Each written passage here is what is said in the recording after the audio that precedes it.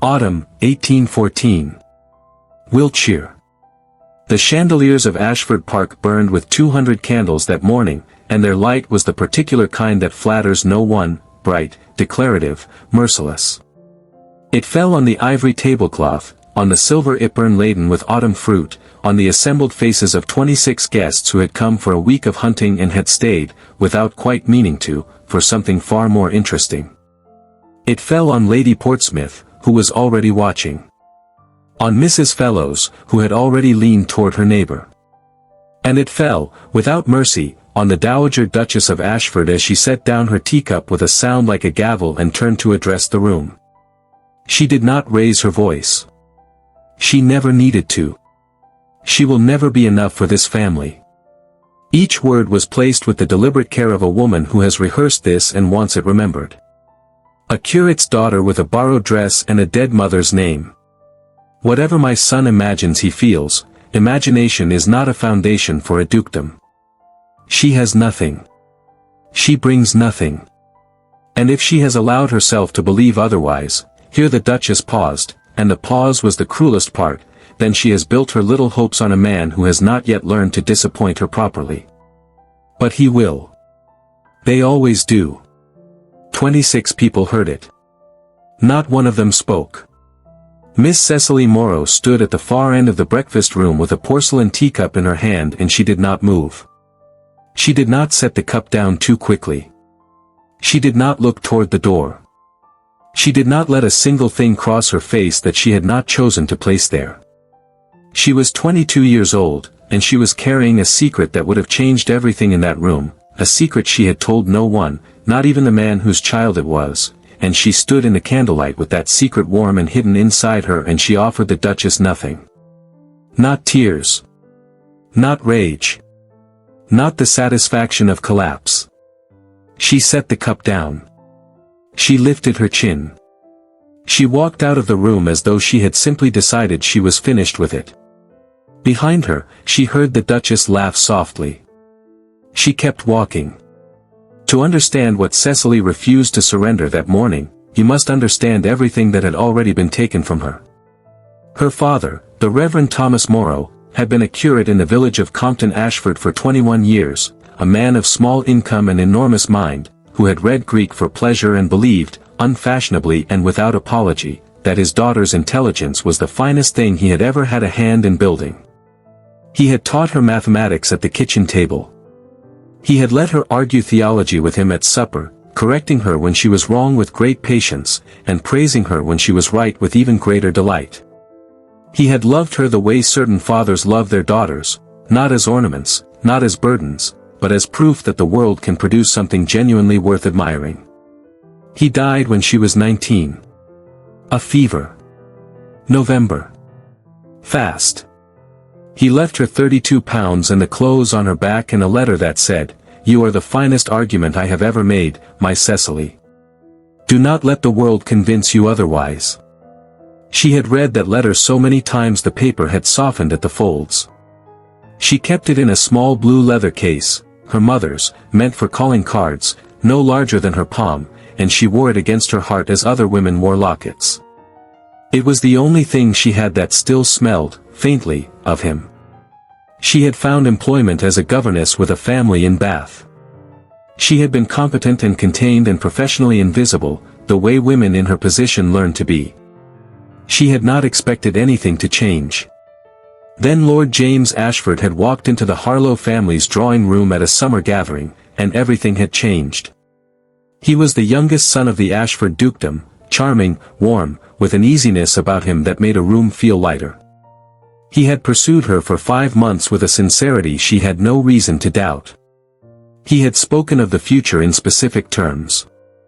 He had kissed her in the garden at midsummer, with roses around them and the last of the long summer light turning everything gold, and she had believed every word he had ever said to her. She had believed him because he had believed himself. That, she would later understand, was the particular tragedy of men like James Ashford. They meant what they said the moment they said it. It was only afterward, when the moment had passed and the cost became real, that meaning turned to regret, and regret turned to silence, and silence turned to a letter full of beautiful apology and very little else. "My mother has made her position clear," he has written. "I find I cannot act against it at this time. Please understand that my feelings have not changed, only my circumstances." She had read that letter sitting at the small desk in her rented room above the draper's shop in the village, and she had thought, "But James, my circumstances have also changed." She had not written it. Because what she was carrying, 8 weeks along, quiet and enormous and entirely hers, was not something she was ready to give to a man who had just demonstrated the precise outer limit of his courage. She folded his letter. She placed it in the grate. She watched it burn. And then she sat in her chair by the insufficient fire and pressed her hand to her belly and spoke, very quietly, to the only person she was certain would not disappoint her. "I will figure this out," she said. "I promise you. I will figure this out." William Ashford, the 6th Duke of Ashford, was 36 years old and had spent the better part of a decade being called cold. He was not cold. He was precise, a distinction that requires a certain quality of observer to notice, and the world, in William's experience, was not generally that quality of observer. Precision without warmth looks, from the outside, exactly like its absence. He had learned this young and had decided, somewhere along the way, that the misreading was the world's problem and not his. He had his own wound, though he had never shown it to anyone. At 22, newly titled, he had loved a woman named Eleanor Vance, quick, clever, funny in the way that makes a serious man feel, for the first time, that his seriousness is not a cage. He had intended to marry her. He had told his mother so. His mother had told him, with evidence arranged in advance, that Eleanor was conducting a private correspondence with another man.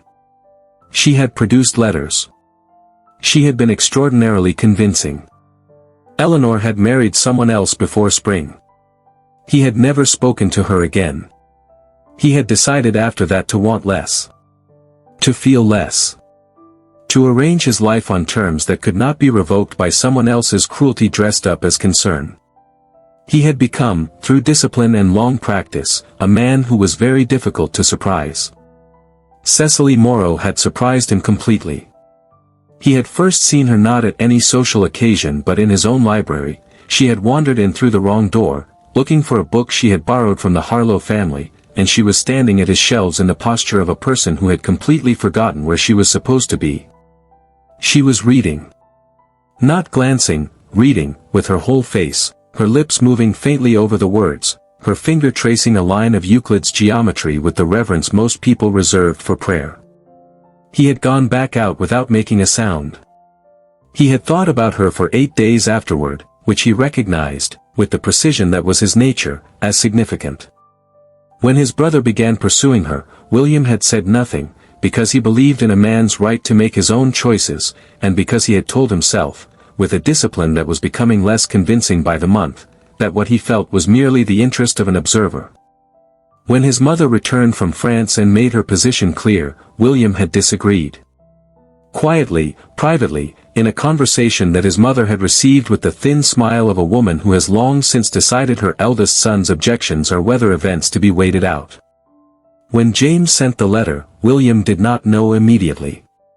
What he learned, 3 weeks later, through the careful concern of a housekeeper and the evasive answers of a village apothecary, was that Cecily Morrow had not returned to Bath.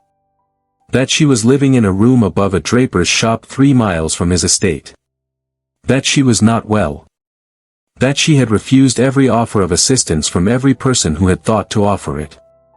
He had made inquiries. The way he did everything, quietly, methodically, without announcing himself. What those inquiries returned had not let him sleep for 3 nights. She was with child. She had no money. She had told no one. She was facing the entirety of this alone, with a stubbornness and a dignity that made something in his chest perform an action he did not have immediate vocabulary for. He sat with this information. He examined his feelings with the honest precision of a man who has learned, at great cost, what happens when you do not examine them carefully enough. And then he put on his coat and walked 3 miles in the November cold to a room above a draper's shop. She answered the door herself. There was no maid. The room was small and scrupulously ordered, with a fire that was losing its argument with the cold and a writing desk where a half-finished letter lay face up. She did not move to hide it, which told him something. She looked at him the way she looked at everything, directly, and with her whole attention. "Your Grace," she said. Perfectly steady. "Miss Morrow." He removed his hat. He had rehearsed this moment 7 times on the walk over and had discarded every version of it. "I would like to speak with you. I promise I will leave immediately if you prefer it." She studied him. A long, unhurried study, the kind that goes past the surface of a thing and checks what is underneath. Then she stepped back and let him in. He sat. She sat across from him in the one good chair, with her hands in her lap and her spine very straight, and she waited without fidgeting, without filling the silence with nervous talk. She simply waited, and let him begin. He said, "I know about the child." The fire crackled. Outside, a cart moved down the village street. "I see," she said. "I am not here on my brother's behalf," he said. "I am not here to reproach you. I am here because," he stopped. Started again, with the honesty that was the only register he trusted. "I am here because I have been in love with you since I found you reading Euclid in my library 8 months ago, and I have been a coward about it ever since, and I find I am entirely finished being a coward." The silence that followed had a different quality than every silence before it. She looked at him for a very long time. She looked at him the way she had looked at the Euclid, as though she were reading something real, checking it against what she already knew, testing whether it meant what it appeared to mean. "You are proposing," she said carefully, "to marry me. Knowing everything." "I am proposing to marry you," he said. "The child will be mine in every sense I am capable of making real. Legally. Publicly. And in every private way, for as long as I live." Why? The word was not suspicious. It was precise. She wanted the true answer and her eyes said she would know a false one. "Because," he said, "you deserve someone who will not leave. And I am constitutionally incapable of leaving something I have decided to stay for." She was quiet for so long that he thought she would say no. "Then, I will need time." "Take it," he said. He stood and replaced his hat. "But I am arranging for more coal to be delivered tomorrow. The fire is insufficient and I will not apologize for that." She almost smiled. It was the smallest almost, the corner of her mouth, a shift in her eyes, and it rearranged something in his chest that had been arranged a certain way for 13 years. He walked home in the cold feeling warmer than he had in a very long time. She said yes on a Friday. She gave him her terms first, honesty, always, without exception. Her father's letter to have a place in whatever home they shared. And the understanding, private, between the two of them, never to be performed or explained to the world, that she would never pretend, to him, that the child's beginning was other than it was. He agreed without hesitation or negotiation.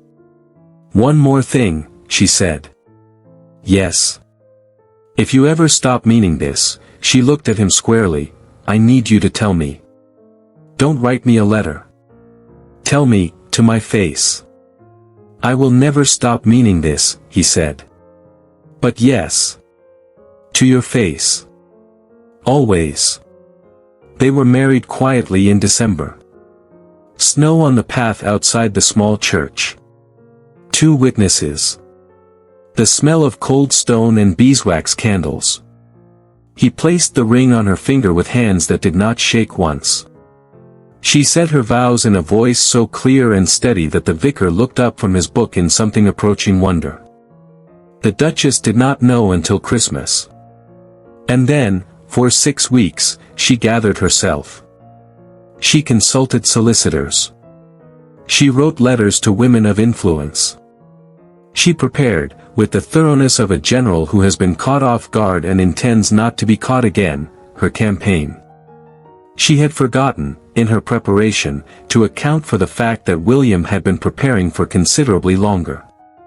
The Hoggrave Winter Assembly in January was the grandest gathering in 3 counties, a ballroom lit with 500 candles, smelling of hothouse lilies and warmed wine, and the particular tension of people who know something significant is about to happen and are positioning themselves for the best view. The Duchess arrived first. She positioned herself at the room's social center, where she could see every entrance. She had 3 allies at her elbow and a speech prepared that she had revised 4 times. She had, she believed, the advantage of surprise, because she had discovered, 2 days prior, something she intended to use. James was in the room. He had come from London at her summons. He stood near the fireplace looking handsome and uncomfortable, the way men look when they have been placed where their mothers need them and are not entirely sure of the nature of their purpose.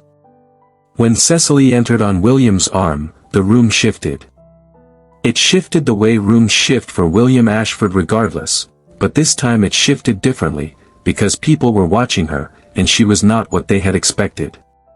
She wore deep winter blue. She moved with the particular quality of a woman who has been through enough that a ballroom full of watching eyes registers as one of the smaller things she has faced.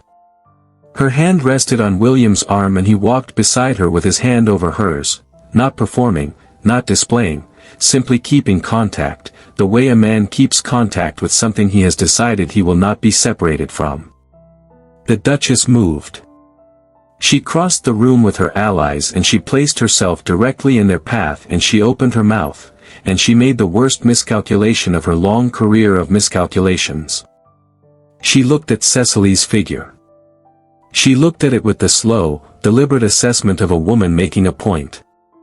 And she said, in a voice pitched to Carrie, "Well, I see the curate's daughter has wasted no time securing her position. How very practical. One does admire efficiency, if nothing else." The room went very quiet. Cecily felt the words land. She felt them the way you feel cold water, sudden, total, a shock to every surface. She felt William's arm go very still beneath her hand. And then William spoke. He did not raise his voice. He turned to his mother and he spoke with the absolute, terrible calm of a man who has decided that this is the last time. "You will not speak of my wife again. In any room. In any company. In any terms whatsoever." He let that sit for precisely 2 seconds. "Ashford Park, the dower house, your quarterly income, and your continued presence in this family's life are all at my discretion. I suggest you remember that before you speak again." He turned to James next. James, who had been standing by the fireplace with his handsome, uncomfortable face, now looking as though he wished the fireplace would absorb him entirely. "And you," William said, quietly, "will come to my study tomorrow at 9.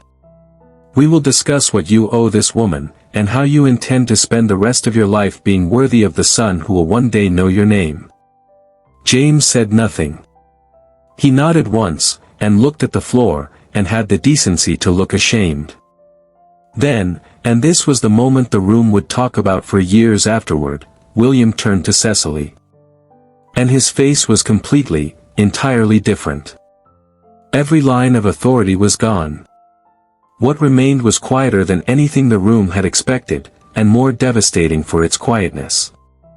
His eyes were warm. His expression was entirely private, offered only to her, in front of everyone, because he had decided that he was finished managing what he felt. He said, for her alone, "Shall we dance? I have been practicing." She looked up at him. Something in her chest, that compressed, armored, carefully maintained thing she had been carrying for 2 years, released. "You have not been practicing," she said. "No," he agreed. "But I am an optimist." She laughed. It was not a polite laugh or a performed one. It was real, and it rose from somewhere she had thought was locked, and it rang out in that silent ballroom like something being returned to its rightful owner. He smiled back at her. Genuinely, and without any calculation, and it changed his face entirely, softened every careful, serious line of it into something that looked like a man who has just, after a very long journey, arrived somewhere worth arriving. He offered her his arm. She took it. They walked onto the floor, and behind them the waltz began again, and 47 people released their held breath, and the Duchess of Ashford stood in the middle of the room she had ruled for 30 years and understood, with a cold precision she had not expected to feel directed at herself, that she had lost. Not the argument. Not the evening. Something more permanent than that. She had lost the room. The Duchess left for the Dower House in March. She did not announce it as a retreat. She called it a preference for the Kent heir, and no one contradicted her, because no one needed to. James came to William's study in the morning. He sat across from his brother for 2 hours. What passed between them was never fully known, but James left that meeting a different shade of himself. He wrote to Cecily, not the graceful, self-serving letter of a man managing his guilt, but something shorter and plainer and harder to write. He said, "I was a coward. I have no defense for it. I hope you will allow me, over time, to be something better to the child than I was to you." Cecily read it twice. She did not burn it. She placed it in her desk drawer and wrote back 3 lines, "Time will tell, Lord James. Begin with honesty and see where it leads." She did not offer forgiveness. She left the door open. That was enough.